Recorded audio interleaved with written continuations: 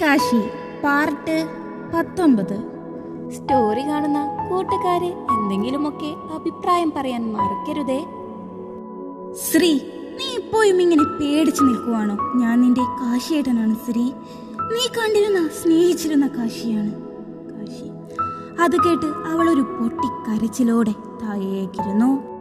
എന്നിട്ട് അവളുടെ വീട്ടിൽ നടന്നതും അവൻ വന്നതും അവരുടെ വീട്ടിൽ കൊണ്ടുപോയതും അവിടെ നിന്നും വന്നതും എല്ലാം അവൾ കരഞ്ഞുകൊണ്ട് പറഞ്ഞു നിർത്തി.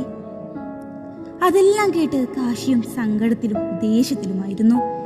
എന്നോട് ദേഷ്യം കാണിക്കുമ്പോൾ വേണ്ടെന്ന് പറഞ്ഞപ്പോൾ ഞാൻ എത്രമാത്രം വേദനിച്ചു എന്ന്. എന്നെ ഇത്രയും നാളും ചതിക്കുമായിരുന്നു എന്നുവരെ ഞാൻ ചിന്തിച്ചു. ഉറക്കം നഷ്ടമായ രാത്രിയായിരുന്നു എല്ലാം.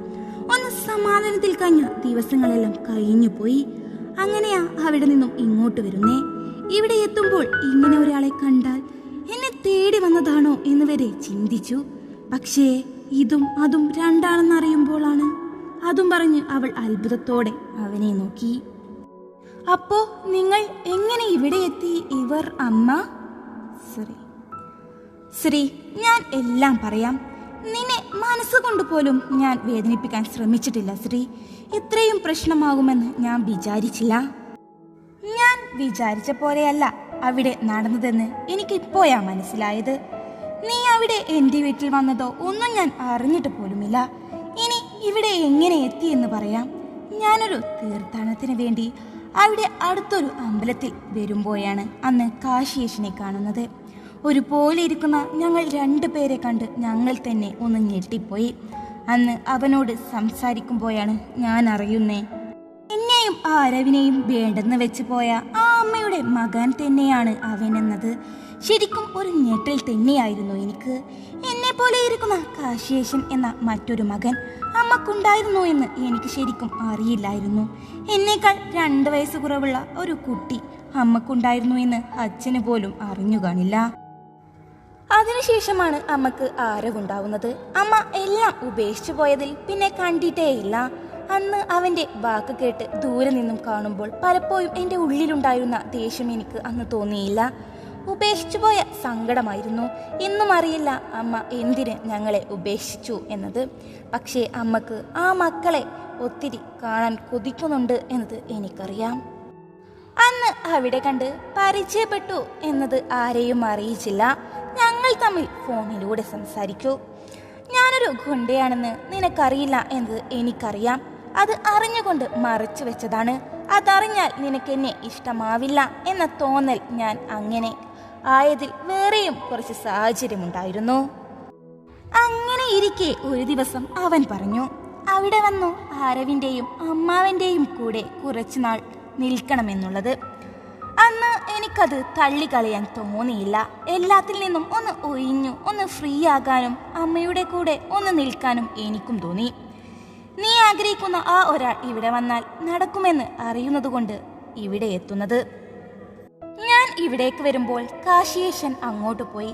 2 വീട്ടുകാർക്കും ഒരു സംശയവുമില്ലാതെ ഇത്രയും ദിവസങ്ങൾ കടന്നുപോയി. പക്ഷേ ഇടയിൽ നിന്റെ ഫോൺ കാൽ നിന്നതോടെ എൻ്റെ കണക്ക് കൂട്ടലുകൾ എല്ലാം തെറ്റായിരുന്നു. അതും പറഞ്ഞ് അവൻ നിർത്തിയതും. അപ്പോ കാശിയേശൻ അവൻ എന്തിനാ എന്നെ ഇങ്ങനെ വെറുക്കുന്നത്? ഒന്ന് സമാധാനത്തിൽ പറഞ്ഞു തരാമായിരുന്നല്ലോ എല്ലാം. അവന് ഞാൻ നിങ്ങളുടെ ജീവിതത്തിലേക്ക് വരുന്നത് ഇഷ്ടമല്ലായിരുന്നു. ശ്രീ, എന്താണ് അവൻ്റെ മനസ്സിലെന്ന് എനിക്കറിയില്ല. നിന്നെ ഇങ്ങനെ കണ്ടപ്പോയാ ഉള്ളൊന്ന് തണുത്തത് ശ്രീ. ഇത്രയും ദിവസം ആദ്യമായിരുന്നുള്ളിൽ.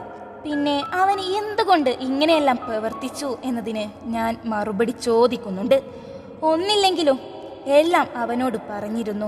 ഇടയിൽ കയറി ഒന്നും അറിയാതെയുള്ള അവൻ്റെ ഈ പെരുമാറ്റം അത് എനിക്ക് സഹിക്കുന്നില്ല കാശി. അവൻ അതും പറഞ്ഞു അവളെ നോക്കിയതും. ഞാൻ ഞാൻ ഞാൻ ഒത്തിരി തെറ്റിദ്ധരിച്ചു പോയി. എനിക്ക് പോയും ഒന്നും അങ്ങോട്ട് വിശ്വസിക്കാനാവാത്ത പോലെ. അതും പറഞ്ഞ് പെട്ടെന്ന് അവൾ അവനെ കെട്ടിപ്പിടിച്ച് കരയാൻ തുടങ്ങി. അവൻ അവളെയും ചേർത്ത് പിടിച്ചു. ഗൗരി ഇതെല്ലാം ഒരു പുഞ്ചിരിയോടെ നോക്കി. അപ്പോ എൻ്റെ ഭാവി കെട്ടിയോനാണ് അവിടെ പോയി നിൽക്കുന്നത്. ഇവളെ ഇങ്ങോട്ടാട്ടിയ വ്യക്തി അല്ലേ? എനിക്ക് കുറച്ചും കൂടെ പണിയായല്ലോ. ഇവൾക്കിട്ട് പണിതതിന് ഒരു പണിയും കൂടെ നൽകണം. ഗൗരി, നിന്നോട് ദേഷ്യമുള്ളത് കൊണ്ടല്ല ഗൗരി 2 പ്രാവശ്യം ഞാൻ പറയാൻ ശ്രമിച്ചു. ബട്ട് പറഞ്ഞാൽ നിനക്ക് മനസ്സിലാവില്ലെന്ന് കണ്ടതുകൊണ്ട് തന്നെയാണ് പിന്നീട് ദേഷ്യം കാണിച്ചത്. ഞാൻ കാശിനാഥനാണെന്ന് പറയാൻ പറ്റില്ലായിരുന്നു. കാശി ഇങ്ങനെ സോഫ്റ്റായെല്ലാം സംസാരിക്കാൻ അറിയും. അപ്പോൾ എന്തായാലും ഇവളുടെ കാര്യത്തിൽ തീരുമാനമായതിൽ സന്തോഷം. ഇനി എനിക്ക് ആ കാശീഷിനെ ഒന്ന് കണ്ടാൽ കൊള്ളാമെന്നുണ്ട്. അവൻ്റെ മനസ്സിലിരിപ്പൊന്ന് അറിയണം. ഗൗരി വൈകാതെ അങ്ങോട്ട് പോവുക തന്നെ വേണം. ഫോണിലൂടെ ഇപ്പോൾ അത്ര നല്ല രീതിയിലൊന്നുമല്ല ഞങ്ങൾ. നേരിട്ടൊന്ന് കണ്ടാൽ തന്നെ മനസ്സിലാകൂ. ഏത് സഹോദരനാണെങ്കിലും ഇങ്ങനെ പണിയുമെന്ന് അറിഞ്ഞില്ല. അവൻ എന്താ മറക്കാൻ ശ്രമിക്കുന്നതെന്ന് അറിഞ്ഞിട്ടേ ഉള്ളൂ. ഇനി എന്തും. പിന്നെ നിന്റെ വീട്ടുകാർ വരട്ടെ, ശരിയാക്കാം. അവൻ അവളെ നോക്കി ഗൗരവത്തിൽ പറഞ്ഞു. ഇനി അങ്ങോട്ട് പോകുമ്പോൾ കൂടെ ഞാനുമുണ്ട്. ഗൗരി സത്യം പറഞ്ഞാലുണ്ടല്ലോ, അതാണ് നിന്റെ കാശി എന്ന് പറഞ്ഞപ്പോൾ എന്റെ നെഞ്ച് തകർന്നു പോയി എന്ന് തന്നെ പറയാലോ. പിന്നെ അത് മാറി കിട്ടിയപ്പോഴാണ് ഒന്ന് സമാധാനമായത്. ഇല്ലെങ്കിലേ നമ്മുടെ സൗഹൃദം സഹോദരി ബന്ധം തകരുമോ എന്ന് തന്നെ ഞാനൊന്ന് ഭയന്നു. ഗൗരി ഞാൻ തന്നെ ഞെട്ടി. കാശി ഇവിടെ, അതും നിന്റെ കാശി എന്നൊക്കെ കേട്ടപ്പോ. പക്ഷേ ഒരേപോലെ 2 പേരുണ്ട് എന്നറിഞ്ഞപ്പോഴാണ് ഒരു സമാധാനമായത്. എങ്കിലും ഒരു ചെറിയ സങ്കടമെല്ലാം ഉണ്ട് എനിക്ക്. ശ്രീ 2 പേരും രാത്രി മുറിയിലിരുന്നു ചർച്ചയിലാണ്. ഞാൻ അതല്ല ചിന്തിക്കുന്നത്. ആ കാശിയേഷൻ തേണ്ടി ഉണ്ടല്ലോ എൻ്റെ കാമുകൻ. ലെവനി പണി കൊടുക്കാൻ പറ്റിയ ഒരു ഐഡിയ കാശിയേട്ടൻ പറഞ്ഞു തന്നില്ലേ. പക്ഷേ എങ്ങനെ ഇവിടെ നിന്നും ചാടുക? അപ്പാ സമ്മതിക്കുമോ എന്തോ? ഗൗരി ചോദിച്ചു നോക്കാം. ഞാനും ഇല്ലേ കൂടെ. പക്ഷേ എനിക്ക് ശരിക്കും എന്തോ പോലെ. ഇടയിൽ ഞാനും കാശിയും നല്ല അകൽച്ച വന്നു. വീണ്ടും ഒരുമിച്ചപ്പോൾ സംസാരിക്കാനെല്ലാം ഒരു ബുദ്ധിമുട്ട്. ശ്രീ എൻ്റെ പൊന്നു ശ്രീ, നീ ഫോണിലൊന്ന് സംസാരിച്ചു നോക്ക്. ഞാൻ അപ്പോയേക്കും അപ്പായെ സോപ്പിട്ടിട്ട് വരാം. ഗൗരി അവൾ പോയതും ശ്രീ ഫോൺ എടുത്തു. വേണോ വേണ്ടയോ എന്ന മടിയോടെ അതിലേക്ക് നോക്കി നിൽക്കുമ്പോഴാണ് അവൻ്റെ വിളി ഇങ്ങോട്ട് വരുന്നത്. അത് കണ്ടതും അവൾ പെട്ടെന്ന് തന്നെ ഫോൺ കയ്യിലെടുത്തു. അവൾ ഒന്നും മിണ്ടാതെ ഫോൺ ചെവിയിലേക്ക് വെച്ചു. ഹലോ കാശി. ശ്രീ എന്തു പറ്റി? ഇത്രയും നാളും മിണ്ടാത്തതിൻ്റെ ഒരു വേദനയാണോ? ഇത്രയും നാളും ഞാൻ മിണ്ടിയിരുന്ന കാശിയല്ല ഇത്. തമാശകൾ പറഞ്ഞ് ദേഷ്യപ്പെടാറില്ലാത്ത, എപ്പോഴും ചിരിച്ചുകൊണ്ടിരുന്ന ഒരാളായിരുന്നു. പക്ഷേ ഇപ്പോൾ എൻ്റെ ഉള്ളിലുള്ള മുഖം അങ്ങനെയല്ല. ദേഷ്യം നിൽക്കുന്ന ഒരാളുടെ മുഖമാണ്. എന്തുകൊണ്ടാണ് എന്നറിയില്ല. അതുകൊണ്ട് ഒരു തപ്പിപ്പിടുത്തം എനിക്കുണ്ട്. ശ്രീ അവൾ സൗമ്യമായി പറഞ്ഞു നിർത്തി. എനിക്ക് മനസ്സിലായി. ഇടയിൽ ഇങ്ങനെ ഒരു പ്രശ്നം വരുമെന്ന് ഒരിക്കലും വിചാരിച്ചില്ല. ഇവിടെ നിന്നും നിന്നെ കണ്ടാൽ തന്നെ ഞാൻ വിചാരിച്ചു വെറുതെ ഇത് പറയാതെ നീട്ടിക്കൊണ്ട് പോകരുത് എന്ന്, ദിവസം കളയരുത് എന്ന്. പക്ഷേ അതിൻ്റെ ഇടയിൽ അപ്രതീക്ഷിതമായി നിങ്ങളുടെ വരവ്.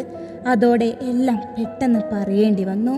പിന്നെ ഞാനൊരു ദേഷ്യക്കാരനാണോ ചോദിച്ചാൽ ആയിരുന്നു. പക്ഷേ നീയാണ് പലപ്പോഴും എന്നെ അതിൽ നിന്നും എല്ലാം ഞാൻ പോലും അറിയാതെ എന്നെ മാറ്റിയത്. ചില പ്രണയങ്ങളെല്ലാം ജീവിതത്തിൽ കടന്നു വരുന്നത് നല്ലതാണെന്ന് പലപ്പോഴും തോന്നിയിട്ടുണ്ട്. നിന്നോട് എന്തുകൊണ്ടോ ദേഷ്യപ്പെടാൻ എനിക്ക് കഴിയാറില്ല കാശി. ശരിക്കും ഇങ്ങനെ കേൾക്കുമ്പോൾ അവിടെ വീട്ടിൽ നടന്നതുമായി വെറുതെ കൂട്ടി നോക്കും. തമ്മിൽ എത്രയോ വ്യത്യാസമുണ്ടായിരുന്നു. ഞാനത് ശ്രദ്ധിച്ചില്ലെന്ന് മാത്രം. ആരെങ്കിലും വിചാരിക്കുന്ന കാര്യമാണോ ഒരാളെ പോലെ 2 പേരുള്ളത്? അങ്ങനെ അവരുടെ സംസാരം നീണ്ടു. അപ്പ പ്ലീസ്, കുറച്ചു കാലം ഞാനും ഒന്ന് പുറത്തു നിൽക്കട്ടെ. തനിച്ചൊന്നുമല്ലല്ലോ, ശ്രീയും കൂടെയില്ലേ.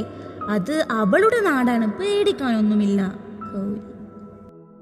യാറങ്കേ അപ്പ അവിടെ ശ്രീയുടെ കൂട്ടുകാരിയുടെ വീട്ടിൽ കുറച്ചു ദിവസം നിൽക്കാനാണ്. അപ്പ എനിക്കും കാണില്ലേ കുറച്ച് പുറത്തേക്കെല്ലാം പോയി പഠിക്കാൻ പോകാൻ താല്പര്യം. അവിടെ ശ്രീ ഒരു പഠിപ്പുണ്ട്, അത് കഴിഞ്ഞാൽ ഉടനെ വരും. ശ്രീക്രം കിളമ്പോ ഉന്മയാകാ? അവൾ സന്തോഷത്തോടെ ചോദിച്ചതും അദ്ദേഹം ഒന്ന് പുഞ്ചിരിച്ചു. അവൾ സന്തോഷത്തോടെ ചാടിത്തുള്ളി ശ്രീയുടെ അടുത്തേക്ക് പോയി അവളെ അങ്ങ് കെട്ടിപ്പിടിച്ചു.